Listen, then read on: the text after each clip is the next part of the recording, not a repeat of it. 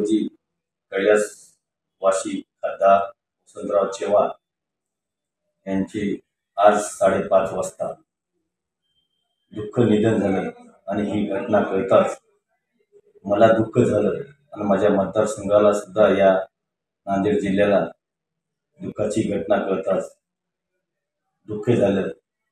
आणि या निमित्ताने मी वसंतराव चव्हाण यांना माझ्याकडून, माझ्या मतदारसंघाकडून, माझ्या पक्षाकडून मी यांना श्रद्धांजली अर्पण करतो।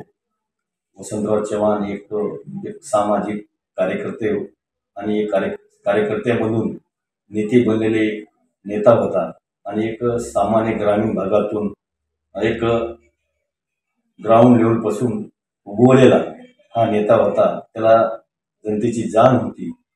खरंच असा नेता होणार नाही असं भविष्यामध्ये। त्याच्यामुळं मी माझ्या मतदारसंघाकडून, माझ्याकडून व माझ्या पक्षाकडून मी अपूर्ण श्रद्धांजली अर्पण करतो।